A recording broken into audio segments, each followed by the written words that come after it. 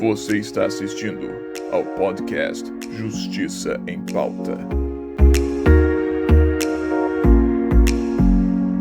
Salve, salve, comunidade da Católica! Meu nome é João Pedro, aluno da terceira fase de Direito. Meu nome é André, também sou companheiro, colega do João, também estou na terceira fase de Direito aqui da Católica. Neste novo episódio de Justiça em Pauta, um podcast que faz parte do Observatório Católica de Cidadania, voltamos a discutir sobre a ressocialização dos apenados no Brasil. Desta vez, contamos com a presença do ilustre Dr. Fábio de Castro Tomazini, que irá nos ajudar a entender como está funcionando a execução prática desta política pública e também qual o tratamento está sendo adotado para solucionar este problema. Doutor, gostaria de dar um olá para o nosso público? Olá pessoal, um prazer de estar aqui com vocês, muito obrigado pelo convite, tanto de vocês quanto da universidade, e é um prazer poder colaborar com esse tema. Obrigado. Nós que agradecemos a sua presença, doutor. Então prepare um lanchinho, coisa leve para não aumentar o colesterol, se acomode e venha conosco porque hoje o assunto vai render. Então, doutor Fábio, antes de prosseguirmos para as perguntas principais, gostaríamos de saber mais a respeito de sua persona. Conte-nos sobre sua profissão. Em que momento da sua vida você decidiu que gostaria de ser um defensor público? Eu estagiei na Defensoria Pública já no meu segundo semestre do curso de Direito, em Brasília, no âmbito da execução penal, onde hoje também, atualmente, estou atuando. A temática da Defensoria Pública, claro, professor. Isso. Adorei sempre essa temática da Defensoria Pública, o âmbito de atuação, essa visão um pouco além do âmbito jurídico, do processo, também tentar observar sempre que existe uma pessoa em situação de vulnerabilidade. Então, a Defensoria Pública, para mim, me acompanhou desde o início da minha formação jurídica.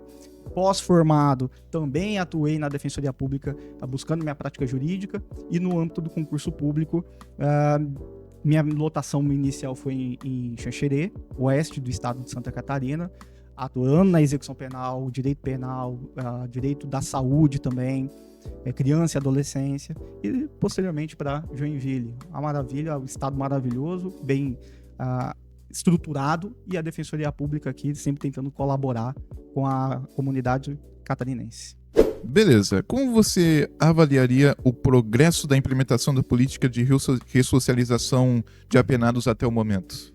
Para no panorama geral. Panorama geral ao meu ver, a execução penal ela tem dois objetivos pela própria lei. O primeiro é punir um crime praticado. E o segundo é ressocializar. Não tem como ter a punição sem a ressocialização. Acontece e isso não é eu que estou dizendo, é o que se percebe, inclusive, de decisões judiciais, é que o poder público ele é muito eficiente para punir, mas ele encontra grandes dificuldades no âmbito da ressocialização. É possível, sim, ressocialização, é possível, sim, que se tenha índices baixos de reincidência. Contudo, é uma política pública, assim como é a educação, assim como é a saúde, é uma política pública que exige um tratamento contínuo, uma evolução contínua.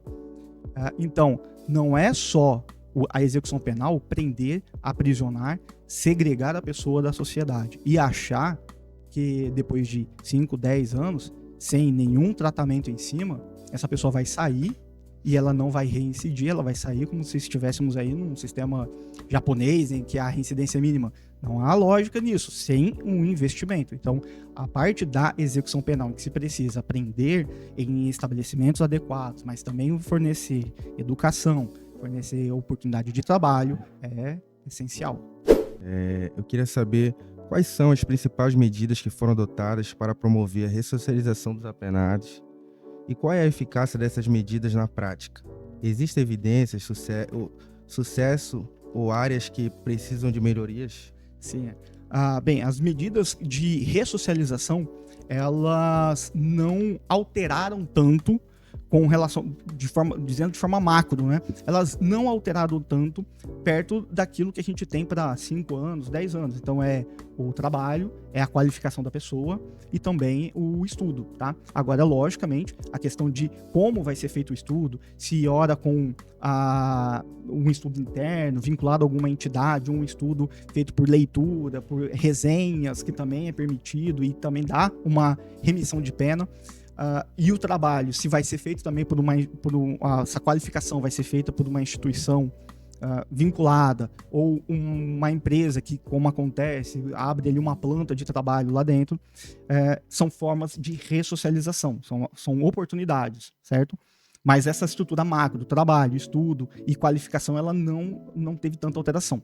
O que se tem, uma novidade, já sendo aceita no CNJ, que vem da Defensoria Pública do Paraná, é a questão da economia do cuidado.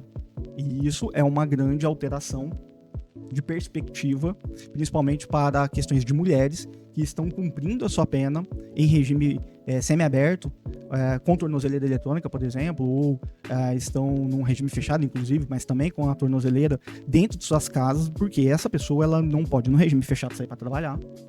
E no regime semiaberto, ela encontra dificuldade para trabalhar, porque ela tem a questão de cuidar do filho, tá? Então, ela acaba perdendo a oportunidade de ter a sua pena remida pelo trabalho. É muito mais fácil, na percepção que a gente tem, e isso é uma verdade, o sistema penitenciário ele é muito mais masculino, é muito mais fácil o homem conseguir emprego, porque ele muitas vezes não tem que dar o cuidado na questão familiar, de filhos, levar para o colégio, doenças e etc., do que a mulher. E aí, percebendo isso, você passa a admitir essa ideia da economia do cuidado, em que o cuidar do filho ou o cuidar de uma pessoa que necessita de atendimento, como levar no médico, levar para o colégio, acompanhar na escola, etc., é trabalho. E então também pode ter a sua remissão de pena. Lógico que isso vai sair do âmbito da execução penal, pessoal. Por exemplo, pode ir para questões previdenciárias, em que a pessoa passa a ter como um trabalho, cuidar de uma outra pessoa, de um familiar doente e etc. E isso pode depois gerar uma repercussão no âmbito previdenciário para ela, tá? Como um trabalho. Essa é uma outra alteração que teve no âmbito de ressocialização.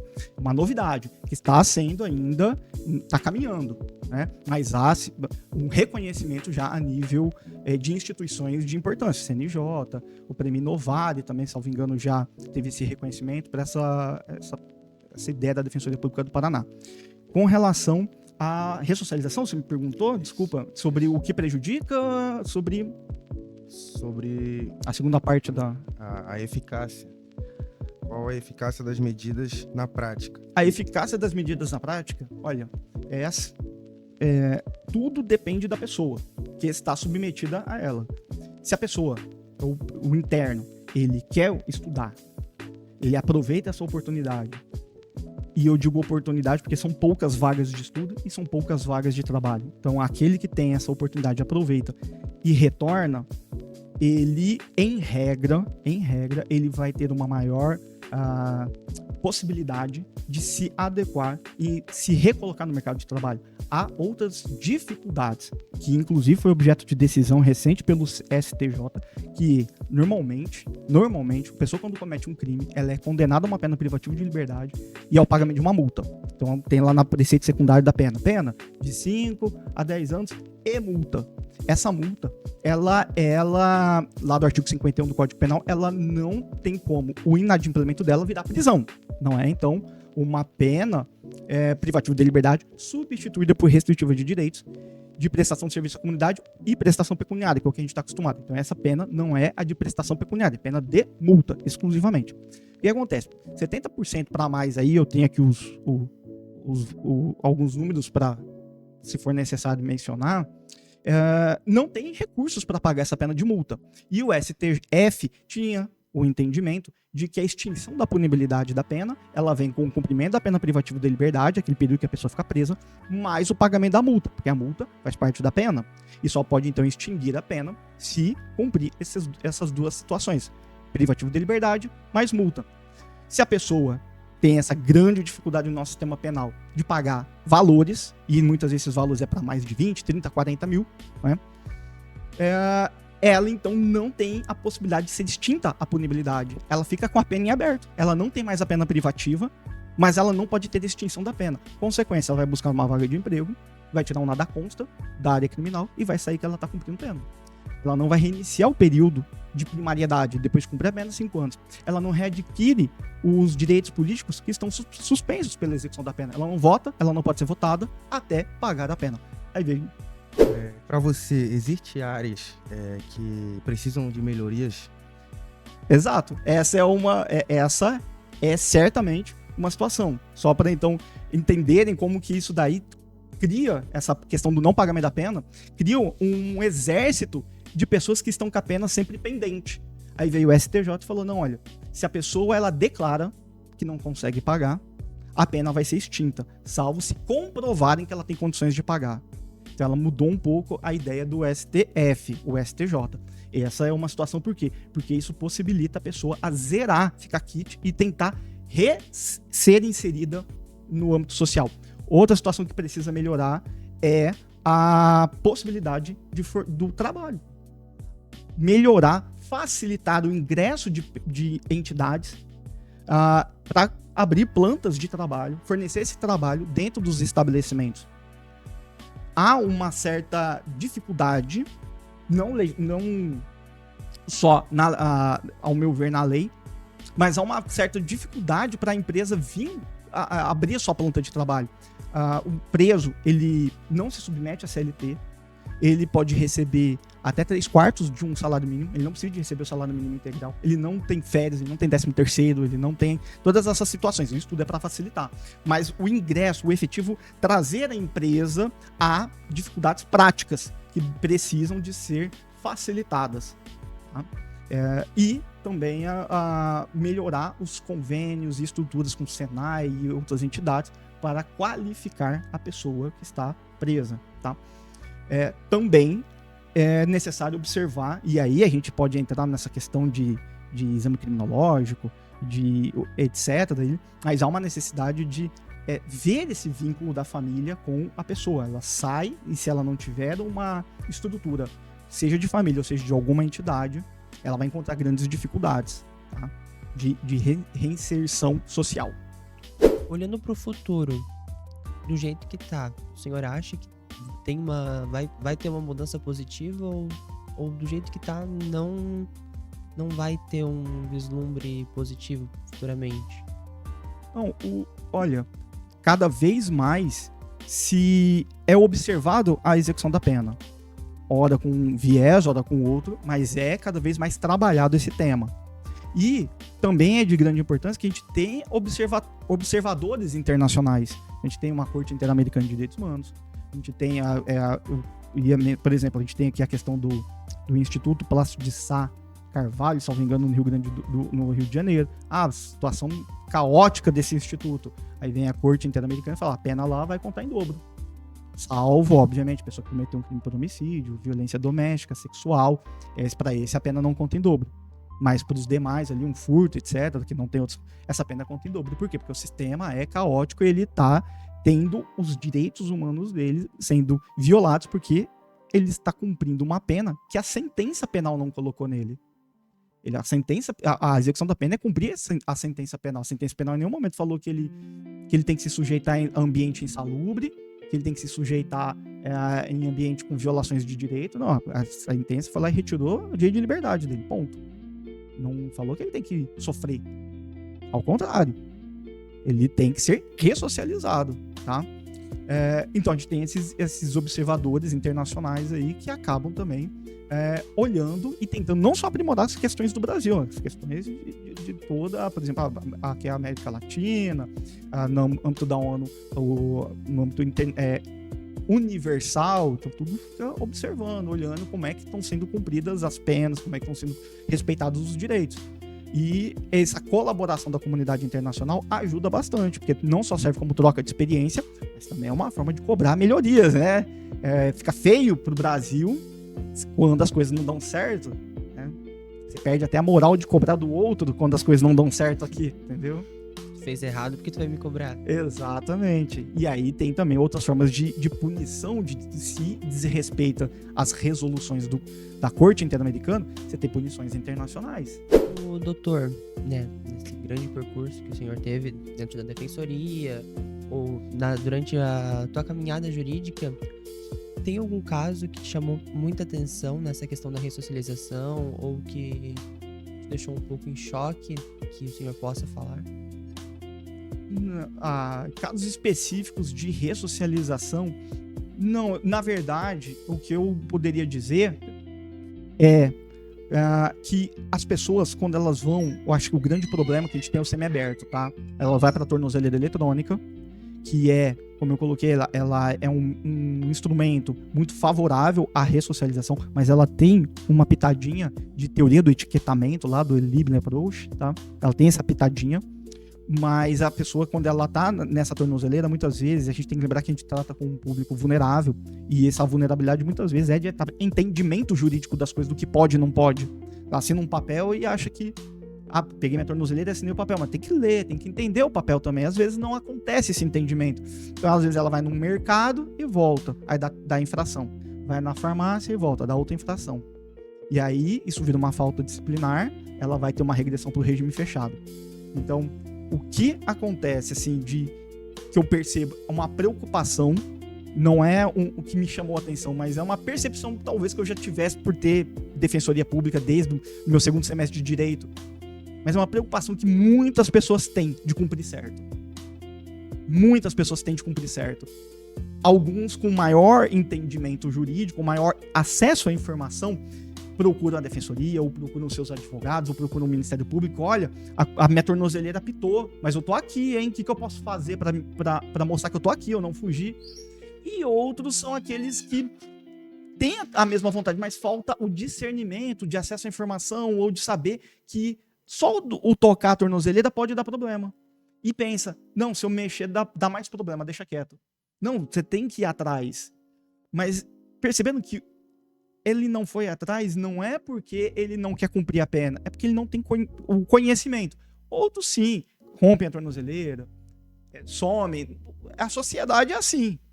Não é lá só nos estabelecimentos penais, é de forma geral. Tem um que vai passar o sinal vermelho, é assim. Um vai romper, vai... Mas há, sim, um grande número de pessoas que tentam cumprir adequadamente as regras. Só que aqueles que entendem melhor, cumprem melhor. Aqueles que entendem sem tanta informação, não falta boa vontade, mas falta o comportamento, a conduta. E aí é difícil demonstrar que às vezes ele tinha boa vontade, mas não adotou a conduta esperada. Mas não adotou por, às vezes, falta de conhecimento. Doutor Fábio, a gente adoramos a sua obrigado. presença, deu ouvida ao nosso podcast. Desculpa a falta de como é que eu posso falar, de preparo, né? Que a gente está começando o podcast agora, mas a gente fez de tudo para estar recebendo você aqui calorosamente, tá? E obrigado por... Se eu posso agradecer, eu não sei se é o momento, mas... Esse é o momento. É o momento. É o momento, então eu quero agradecer primeiro quem está nos acompanhando aí. A estrutura aqui é muito boa, maravilhosa. Os demais profissionais do direito que tem para trazer um pouco dessa noção do dia a dia jurídico, de mostrar que o direito é difícil. Vocês estão entrando numa área que é difícil. É muito fácil, pessoal, ver o direito quando eu coloco muito isso na questão do uso de drogas, tá? Que eu não entendo que seja crime, eu acho que é um problema de saúde pública, que se acaba a pessoa no uso repercutindo para outras áreas, às vezes até a criminal. Mas é um abalo na família, um abalo na sociedade, mas não criminal. Então o que eu tô querendo dizer é assim, vocês estão entrando numa área em que é muito fácil, às vezes, ver o direito como certo, quando a gente vê uma legítima defesa clara. É óbvio, é claro. A pessoa nem fica preso provisório para responder, de tão óbvio que é. Vai responder em liberdade e, né, às vezes nem denúncia tem. E é muito claro também quando a gente vê que tá errado. Matou, confesso, com provas, com vídeo, com a arma do crime, tudo. Mas o direito, na maioria das vezes, ele tá na zona cinzenta. E essa zona cinzenta é a hora que a gente dá a interpretação. E nessa interpretação, a gente tem que olhar um pouco a lei e a própria sociedade com um pouco de tolerância. Porque se a gente levar tudo a ferro e fogo, ao meu ver, não salva muita coisa. Tá? Todo mundo erra em algum momento, em algum lugar da vida. E a tolerância que vai dar a devida medida e devido peso, não só para reconhecer um crime, mas também a pena desse crime. Ou também para falar, cara, tá, não é tanto assim. É uma infração, um ilícito civil, um ilícito administrativo, mas não um ilícito criminal. Então vocês estão entrando numa área que a gente precisa de profissionais que olhem o direito com esse carinho e que olhem a sociedade, que o direito serve à sociedade, né? Também olhem com um pouco de carinho a sociedade de forma geral. E é uma sociedade brasileira sofrida. queria que nosso país não tivesse essa sociedade de sofrimento, mas a gente tem uma sociedade de vulneráveis, de sofrimentos. E, por fim, agradeço então vocês, quero dar um pouquinho dessa fagulha aí, desse sentimento de defensoria, de olhar um pouco o ser humano, o outro, e as dificuldades desse outro, o caminho, a vida, a família desse outro, e que o direito, ele é punitivo muitas vezes, mas na hora do fazer, do acontecer, às vezes acaba falhando com ele também. Pessoal, muito obrigado pelo convite. Desculpe se eu me excedi, me falei, me empolguei, e um grande abraço para vocês e para o pessoal da Católica. Muito obrigado também pelo convite. E chegamos ao fim de mais um episódio de Justiça em Pauta, um podcast do Observatório Católica de Cidadania. No próximo bloco, faremos uma avaliação da política pública. Será que está dando resultados ou falhando miseravelmente? Tudo isso e muito mais só no próximo episódio. Ficou curioso? Segue a gente no Instagram para você ficar sabendo de mais informações. Até logo. Cidadão, acesse nossas redes sociais buscando o Observatório Católica de Cidadania.